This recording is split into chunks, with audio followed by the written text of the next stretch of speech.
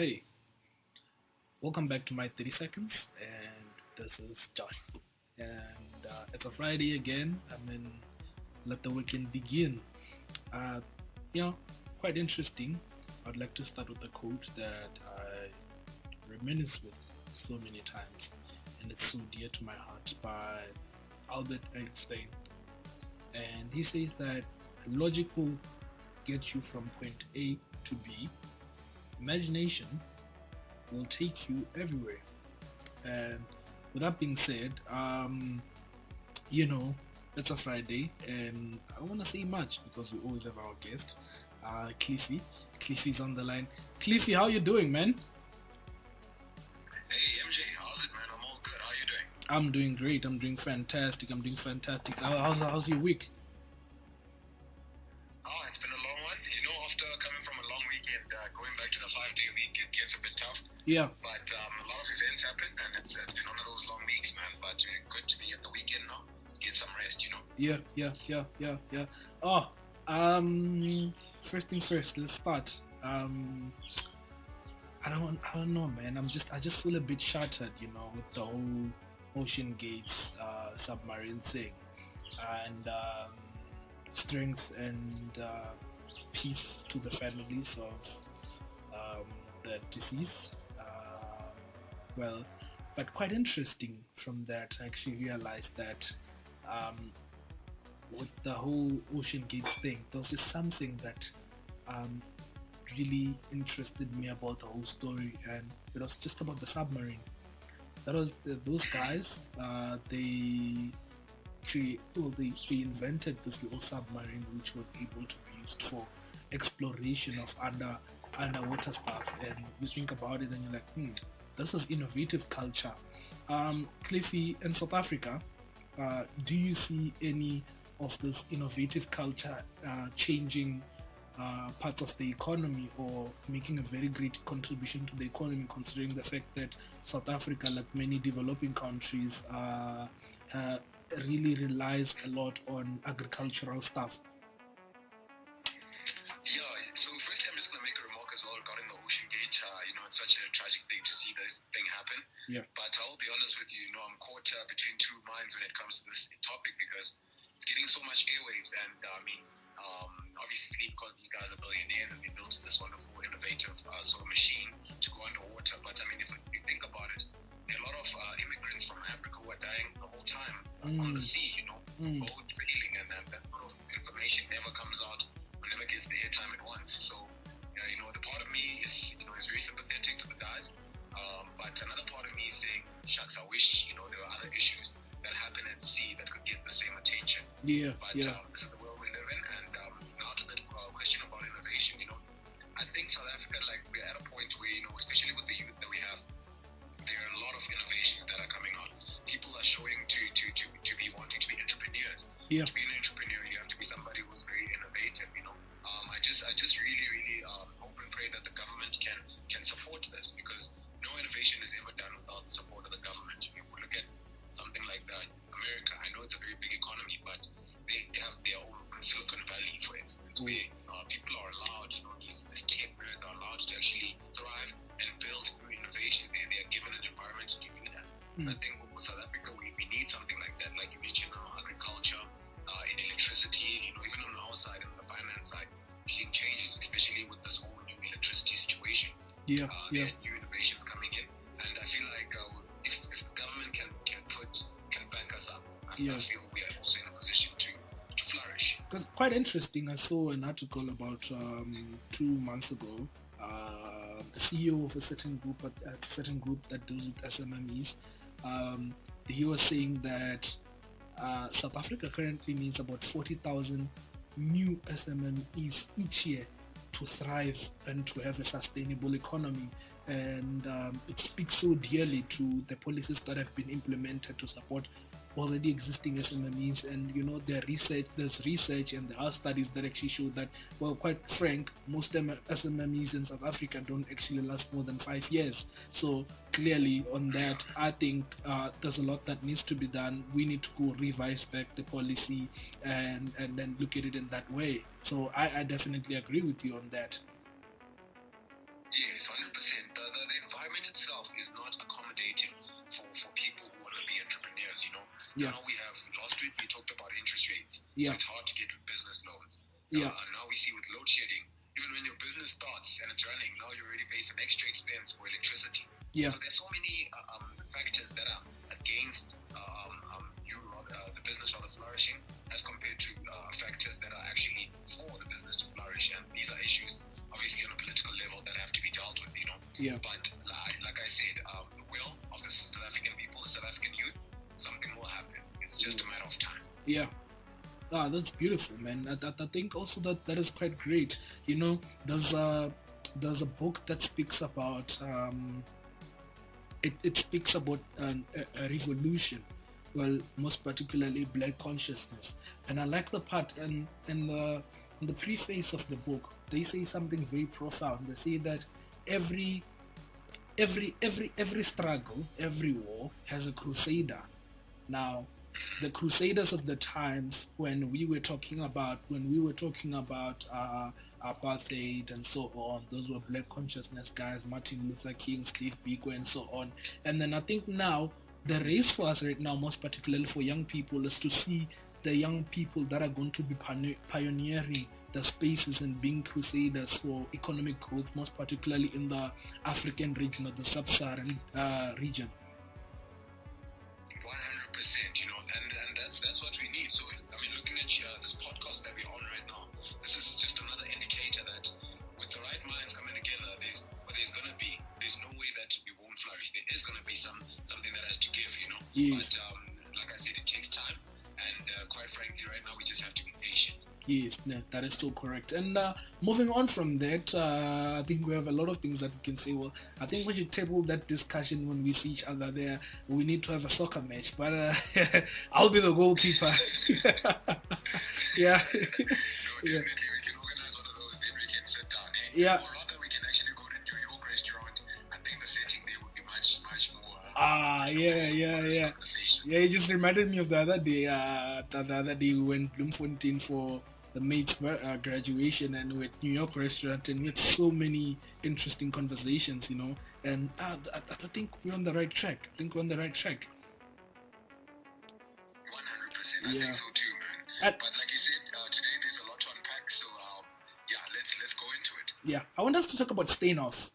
Just so this week, the German officials have issued a warrant for arrest for the ex-CEO of Steinhoff, Marcus Juster. Yeah, Yeah. very Do you very think big. the arrest can have an impact on the stock price in South Africa? I mean, considering that Steinhoff is a global conglomerate, it's an international company, and which started. I mean, a lot of people don't actually know it started actually in Germany, you know, and then they moved on to South Africa when they were buying blocks and block shares and companies and so on. So, do you think it will have an impact on the share price in South Africa? So yeah, firstly, like you mentioned now, I just want to bring it into clarity for those of you, those listeners who are not aware. So yes, it is a dual listed company, meaning it's listed on our JSE and it's also listed on the German stock exchange. Yeah, And of course, that means that there are German investors who are interested in the company, just as they are South African investors. And talking about the stock price already, they have realized that hit. Now they're, I mean, they quite frankly a penny stock. What would refer to them if it was in America. They're yeah, trading in cents now, which they have been for quite a while. There were promises, you know, when they went about a rand, 2 rand. But yeah, now with this news coming out that the German officials have actually warranted an arrest for him, it has blown the stock up. And the news coming in is it might even be delisted, you know. We were shocked that the delisting hasn't happened yet off the exchanges. But it's also because, like you said, it's a very big company, and it's not easy to destructure. It's not a company that overnight we can just say you're off the stock market. yeah, And I'll be honest with you, there have been some folks who have made some good money from Steinhoff being so volatile on the stock market, because you know during just before this week there were times when you wake up, it's 50 cents a share, and then you wake up again, it's a rand. ooh, And it's like 100% increase. You know, so the guys who were able to make money off these short changes. yeah, But yeah, in the whole context of things, it has hammered the stock price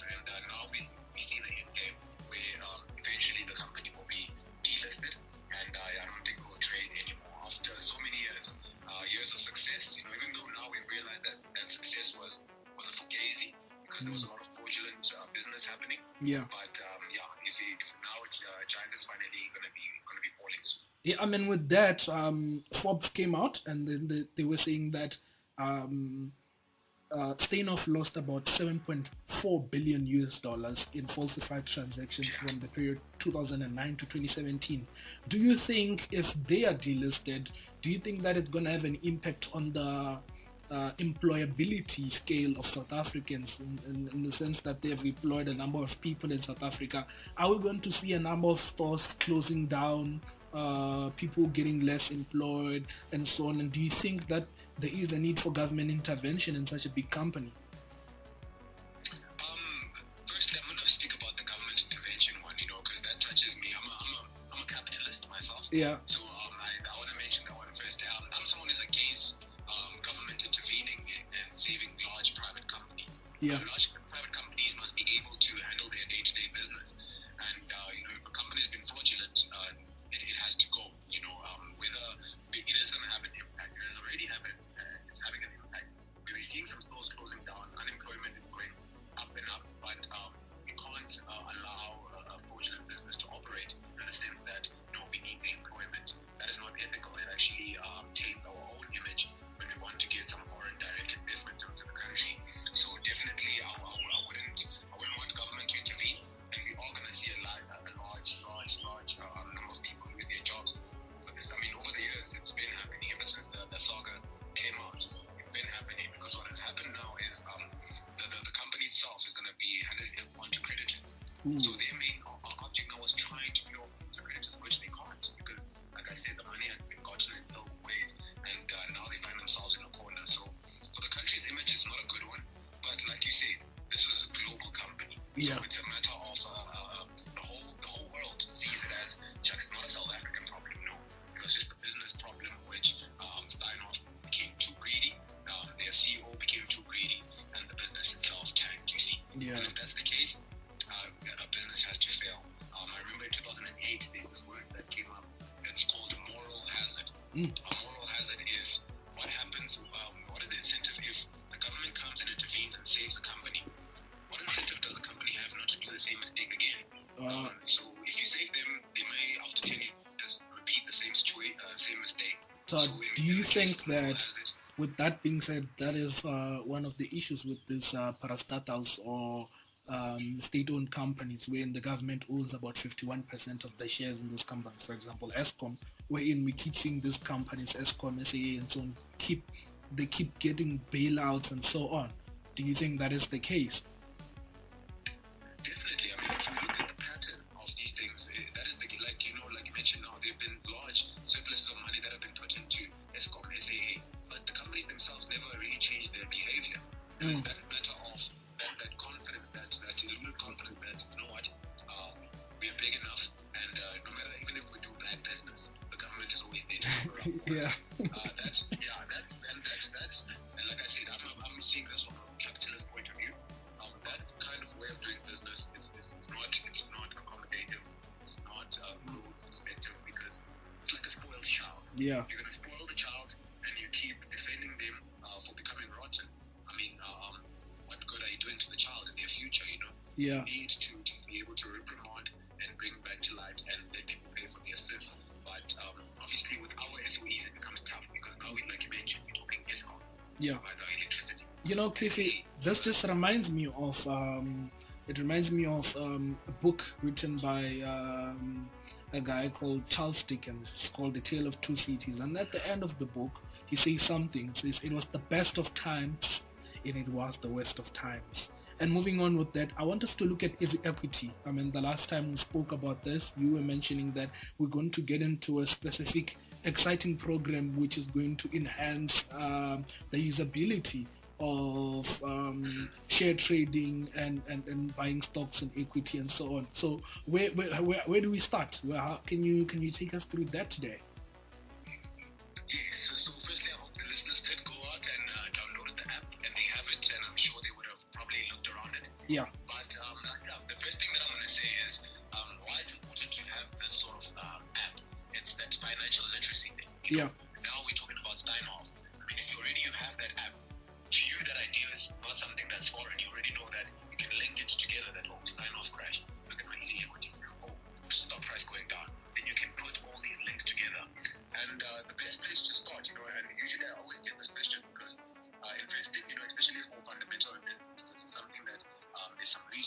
has to be done.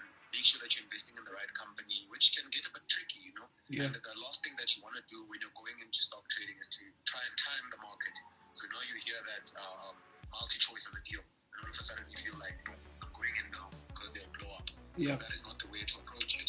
But for our listeners, those who are just, you know, your everyday guy who just wants to learn about investing, the first thing that I would say to them is invest in those companies that you spend your money on. What I mean by that is, I'll make an example. You bank with Standard Bank. Standard Bank, every month when you bank with them, they charge you a banking fee. Yeah. How can you get this banking fee back from Standard Bank? Well, you get on easy equities, you invest in Standard Bank, and Standard Bank offers what? Dividends. Yeah. They have capital growth. So now that the bank charge that you have paid to them, automatically what comes back to you? And there's no way you could say, I can't invest in Standard Bank because I don't trust them. No, you can, because you bank with them. So you have enough trust in the company. Oh, yeah. You must remember. Yeah. So, and you must remember, when you're investing in a company, you are a shareholder. You know, Yes. that's another thing that we take for granted.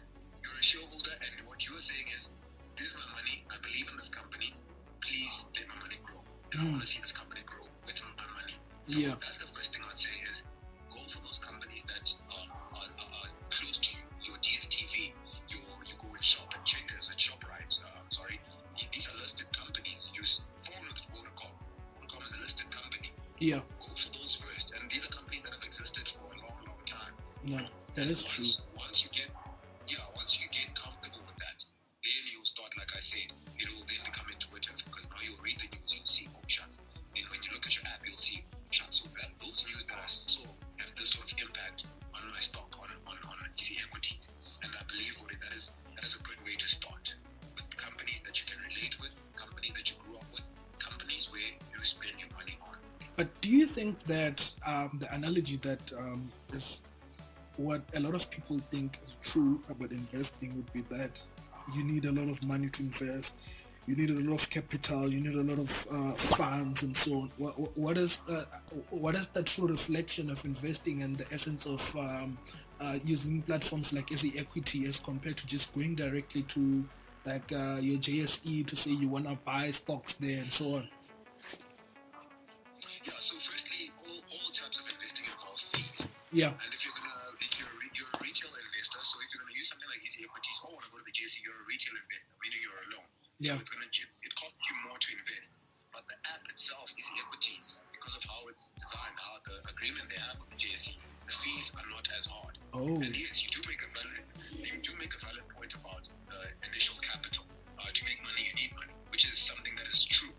But one thing that we can rely on, especially I believe that with this sort of platform, we're talking to younger generations. We have time, so you can start on a low level investing it. But because of time, there's this wonderful thing in investing called compounding. The impact of compounding. And you start small. You're 5 years in. Then small. After 5 years, it's no longer small. Then you go again, another 5 years. By the time you've done 20 years of this investing, compounding has taken effect.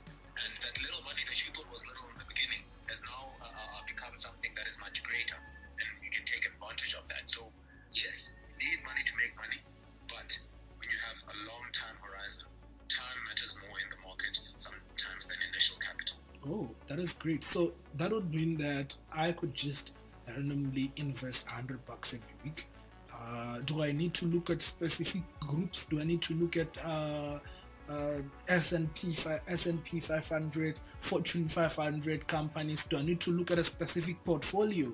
Or let me just rephrase my question to: do you think that there's a certain portfolio or type of investment that we need to look at as young entrepreneurs or young people per se to invest in, most particularly in South Africa? Yes, 100%. There always is. Firstly, I'll mention tech. That is now for somebody who's already been on Easy Equities and they want to even explore on the offshore side. Yeah. And locally as well, those tech companies, we know for sure that the future is technological based. We know that the future involves AI. So reading into those kind of sort of topics will get you an idea of the companies that are dealing in those kind of things, artificial intelligence, the technologies, the future, and those are the companies that then we should immerse in. But another big one for us here in South Africa is energy. So energy is becoming a very, very, very, very, very important topic.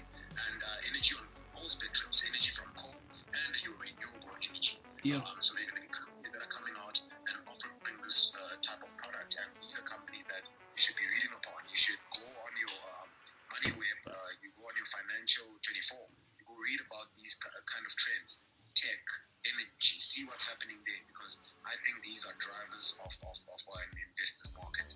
And that when it is comes, great. you mentioned portfolios as well, and here's another beautiful thing that Easy Equity has. So you can buy individual stocks, like you can buy shares alone, just the standalone share. But if you feel uncomfortable, you think, yeah, I don't know really what to go for. They have this thing called ETFs. Yeah. So your ETFs, they are electronically traded funds. So these are funds that are already built for you. So let's say, I'm going to make an example with Signia. So Signia, they sit down and they say, no, we're going to make a fund from the top 40. And we're going to combine all these stocks that we think are good enough for this ETF. You come and you say, you know what, I don't want to buy one share. Let me rather buy this bundled up ETF already, because I know it has already the companies that I think are good for me. Yeah. And through that, like I said, it's also much cheaper and it's easily accessible as compared to you wanting to either build your own portfolio or go with the JSE directly. Oh, that is so beautiful, and I think that's a good start. I mean, the listeners definitely trying to keep this as short, as simple and informative. But one last question before we wrap up. What is your idea of a South African dream? I mean, growing up, we always heard of the American dream. We always heard about all that. What is your idea of a South African dream? Oh, shucks, man. This is a very good question. Yeah. And I might answer it on a shallow level, but I think you must ask me this question again next week. Yeah, I'll definitely do that. Yeah. But just for now, my dream for South Africa, it's a country where we are not bound by race, man. I think we still have in our heads a lot of boundaries that keep us away, and most of them are driven by race.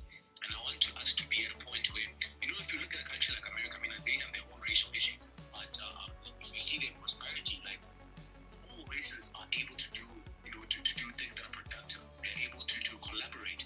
They're able to work and work properly without seeing that, hey, you're black, I can't work with you. No, when it comes to business, I mean, if you go to New York, they're black businesses, they're Asian businesses, they're white businesses, people come together and collaborate.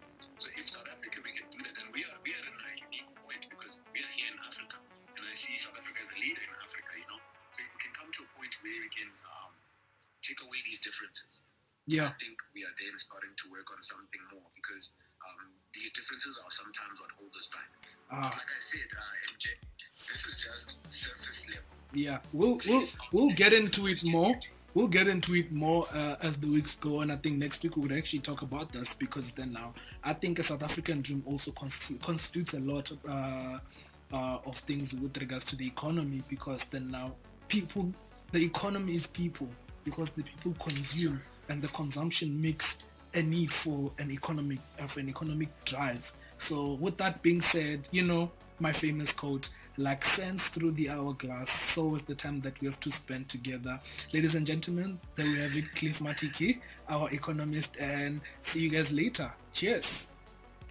All right, thanks MJ for having me, man, and thanks to the listeners. See you guys next week. Cheers.